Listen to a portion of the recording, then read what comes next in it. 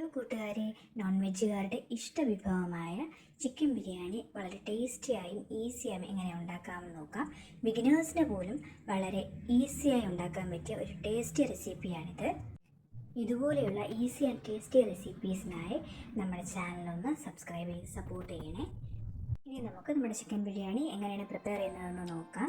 ആദ്യമായി chicken marinate ചെയ്യാനായിട്ട് ഉപ്പ്, മഞ്ഞൾപ്പൊടി, മുളക് പൊടി ഇത്രയും ചേർത്ത് ചിക്കൻ മാരിനേറ്റ് ചെയ്ത് മാറ്റി വയ്ക്കുക. ഇനി ഞാനിവിടെ ബിരിയാണി ഉണ്ടാക്കാനായിട്ട് കൈമ റൈസാണ് എടുത്തിരിക്കുന്നത്. കുറഞ്ഞത് 20 മിനിറ്റെങ്കിലും അരിയെ വെള്ളത്തിൽ കുതിർത്തിട്ട് 20 മിനിറ്റ് കഴിയുമ്പോൾ വാർത്തിടുക. ഇനി നമുക്ക് ബിരിയാണിയുടെ മസാല എങ്ങനെ ഉണ്ടാക്കുന്നതെന്ന് നോക്കാം.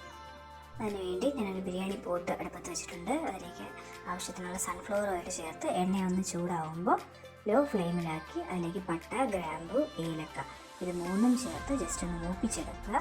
അതിനുശേഷം അതിലേക്ക് 2 നീളത്തിലരിഞ്ഞ സവാള ചേർത്ത് നന്നായി ഒന്ന് വഴട്ടുക. ഇച്ചിരി ഒന്ന് വഴണ്ട് വരുമ്പോൾ അതിലേക്ക് ലേശം ഉപ്പ് ചേർത്ത് വീണ്ടും നന്നായിട്ടൊന്ന് വഴട്ടുക.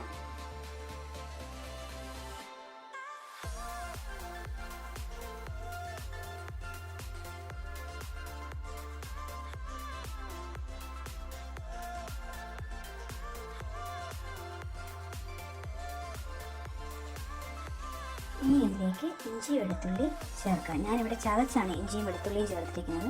എനിക്ക് അങ്ങനെ ചേർക്കുമ്പോഴാണ് കറിക്ക് കൂടുതൽ ടേസ്റ്റ് ഉള്ളതായി തോന്നിയിട്ടുള്ളത്. ഇഞ്ചിയുടെയും വെളുത്തുള്ളിയുടെയും പച്ചച്ചുവ മാറുന്നത് വരെ നന്നായിട്ടൊന്ന് വഴറ്റുക.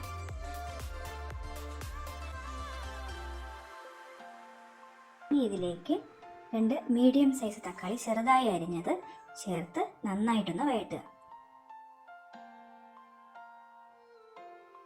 1 മിനിറ്റോളം നമുക്കൊന്ന് അടച്ചു വെച്ച് വേവിക്കാം. ഇനി ഇതിലേക്ക് 4 നീളത്തിലരിഞ്ഞ പച്ചമുളക് ചേർത്ത് വഴറ്റാം.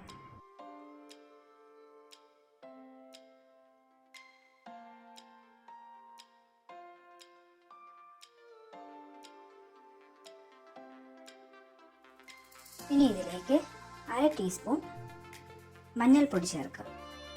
മഞ്ഞൾപ്പൊടി ചേർത്ത് നന്നായി വഴറ്റിയ ശേഷം 1 ടേബിൾ സ്പൂൺ മുളക് പൊടി ചേർക്കുക. ഞാനിവിടെ എരിവില്ലാത്ത മുളക് പൊടിയാണ് ഉപയോഗിച്ചിരിക്കുന്നത്. മുളക് പൊടി ചേർത്ത് നന്നായി വഴറ്റിയ ശേഷം 1/2 ടേബിൾ സ്പൂൺ മസാല ചേർക്കാം. കറി മസാല ഞാനിവിടെ വീട്ടിൽ തന്നെ വറുത്ത് പൊടിച്ച കറി മസാലയാണ് ചേർത്തിരിക്കുന്നത്.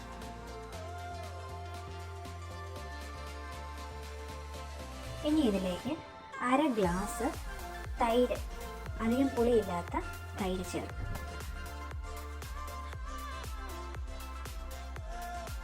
തൈര് ചേർത്ത് നന്നായി വഴറ്റിയ ശേഷം ഇതിലേക്ക് മല്ലി, പുതിന രണ്ടും ചേർത്ത് നന്നായി വഴറ്റുക. എൻ്റെ ഇവിടെ പുതിന ഇല്ലായിരുന്നു, അതുകൊണ്ടാണ് ഞാൻ മല്ലിയില മാത്രം ചേർത്ത് വഴറ്റുന്നത്.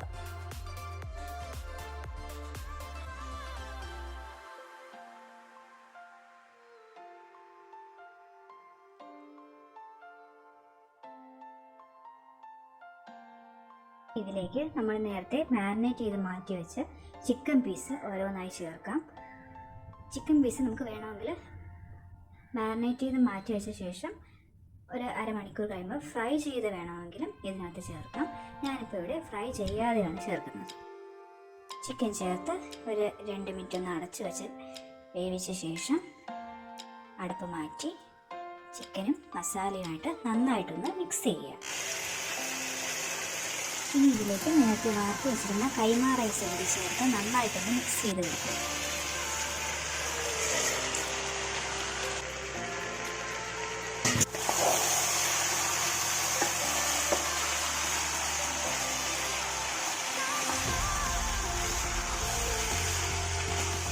ഇനി അരി വേകാനായിട്ട് ഞാനിത് ചൂടുവെള്ളമാണ് ചേർക്കുന്നത്. 4.5 ഗ്ലാസ് അരിക്ക് 9 ഗ്ലാസ് ചൂടുവെള്ളം ചേർത്ത് പാകത്തിന് ഉപ്പുണ്ടോ എന്ന് കൂടി ഈ ടൈമിൽ നോക്കണം. ഇതിലേക്ക് 1/2 ടീസ്പൂൺ കറി മസാല കൂടി ചേർത്ത് അടച്ചു വെച്ച് വേവിക്കും.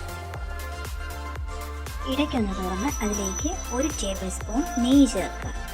ശേഷം അടച്ചു വെച്ച് അരി വേകുന്നവരെ വെയിറ്റ് ചെയ്യുക. ഒരു പാകത്തിന് അരി വെന്തിട്ടുണ്ട്. ഇനി ഇതിലേക്ക് നീര് വഴറ്റിയ കിസ്മിസും നട്ട്സും ചേർക്കുക. അതിനുശേഷം അതിലേക്ക് മല്ലിയിലയും പുതിനയിലയും ചേർത്ത് നന്നായിട്ടൊന്ന് മിക്സ് ചെയ്യുക. സ്വാദിഷ്ടമായ ചിക്കൻ ബിരിയാണി ഇവിടെ റെഡി ആയിട്ടുണ്ട്. എല്ലാവരും ഒന്ന് ട്രൈ ചെയ്ത് നോക്കുക. നിങ്ങൾക്ക് ഈ വീഡിയോ ഇഷ്ടമായിട്ടുണ്ടെങ്കിൽ ഒന്ന് ലൈക്ക് ചെയ്യുക, ഫ്രണ്ട്സിനൊന്ന് ഷെയർ ചെയ്യുക.